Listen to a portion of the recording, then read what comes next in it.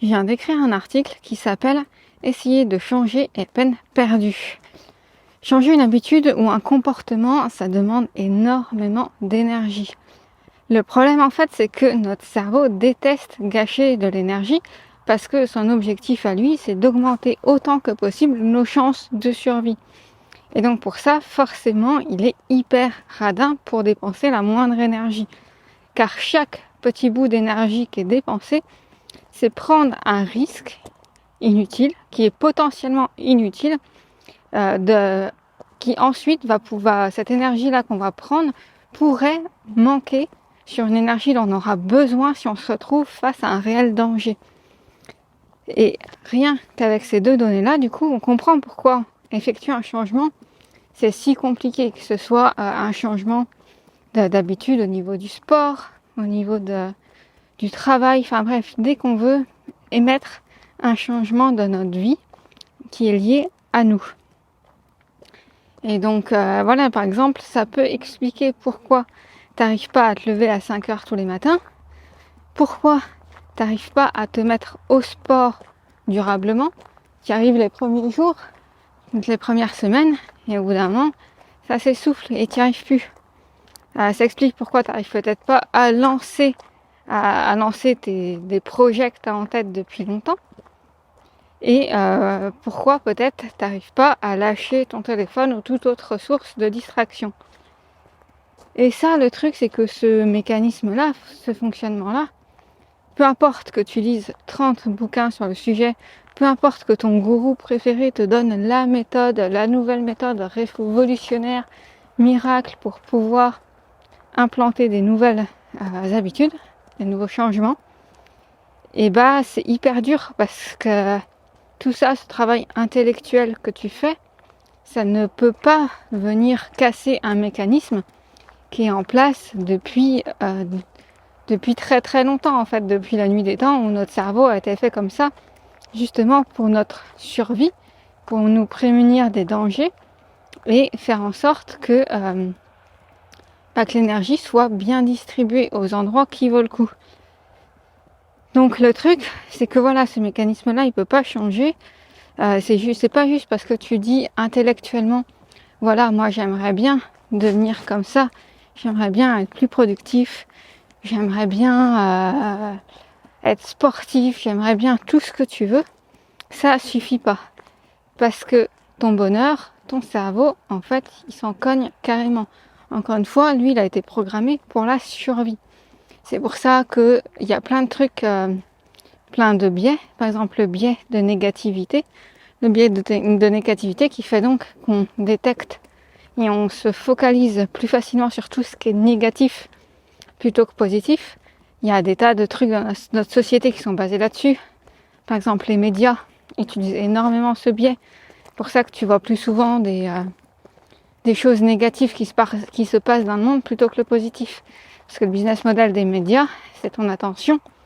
Et ton attention, elle est beaucoup plus simple à capter si on te parle de trucs négatifs.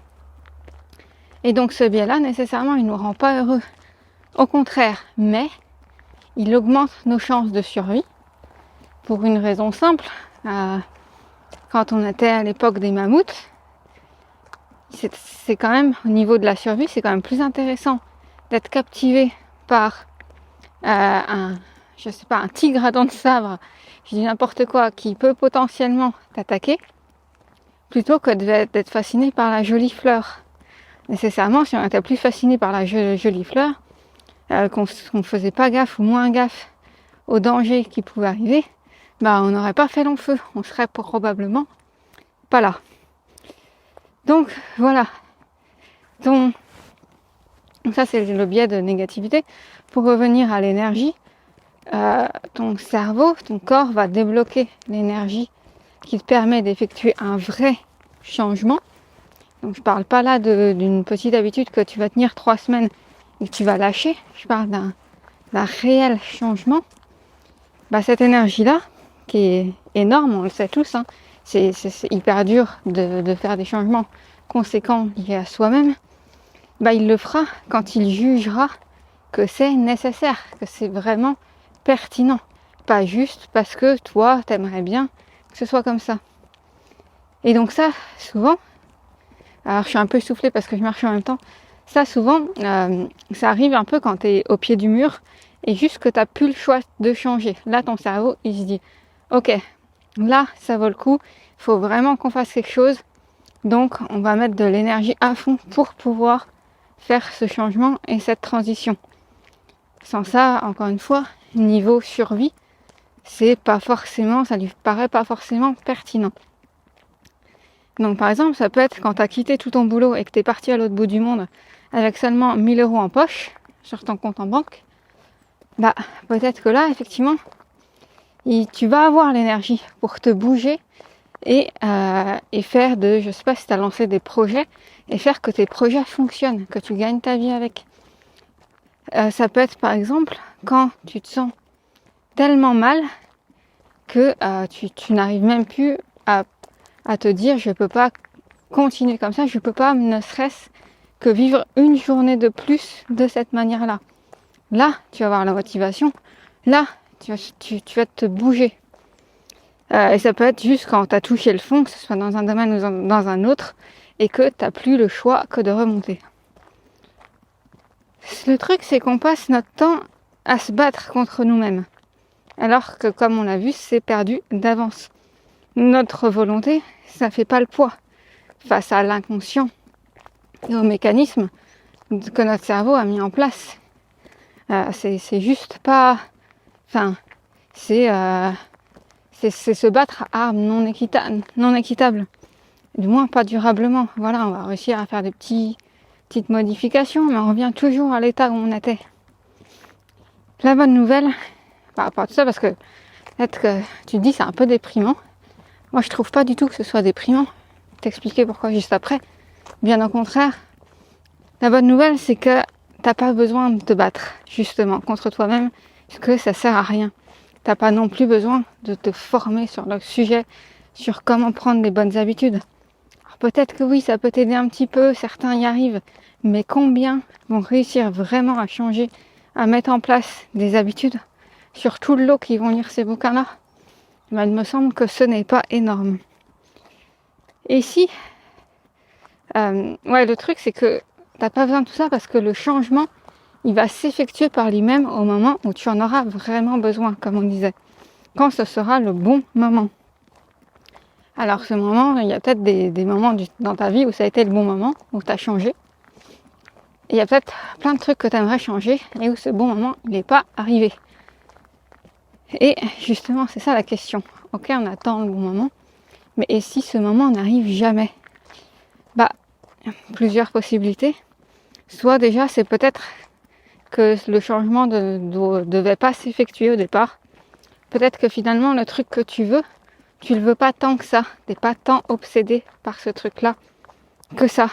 Tu penses le vouloir, mais finalement, c'est pas si important que ça. Ce serait cool, ce serait très cool, mais pas... Il n'y aurait pas un changement tellement cool que ça te motive, ça te donne de l'énergie pour bouger. Ou alors peut-être qu'aujourd'hui, ce que tu veux, tu le veux vraiment. Le problème, c'est que actuellement, tu es dans une situation trop confortable pour que ton cerveau pense que ça vaille le coup. C'est-à-dire que là, voilà, tu es dans ta situation actuelle que tu veux modifier. Mais ta situation actuelle, elle n'est pas si horrible que ça. Du coup, tu te dis, je veux vraiment changer, mais là où je suis, c'est tolérable, je survis. C'est pas la vie de mes rêves, mais je survis plutôt pas mal. Et donc du coup, ton cerveau, qu'est-ce qu'il fait? Il veut que tu continues de survivre. Donc pourquoi prendre le risque d'effectuer un changement, de te donner de l'énergie pour faire ce changement, si finalement, là où tu es maintenant, elle considère que c'est pas si mal que ça.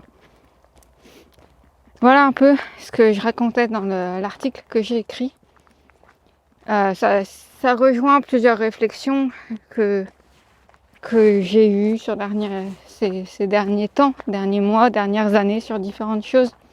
Ce que je dis là, ça n'a pas vocation pour être la vérité stricte. Pas du tout. Voilà, comme je disais, c'est des pensées que j'ai eues, des choses que j'ai pu constater. Et voilà, le seul but, ça n'a pas pour but de te dire il faut faire comme ça ou comme ça. Le seul but, c'est de te faire réfléchir et de me faire réfléchir aussi par la même occasion quand j'écris ou quand j'enregistre. Et donc voilà, amener peut-être un autre point de vue, une réflexion et voir ce que ça amène dans ta tête, dans ta vie. Et puis voilà.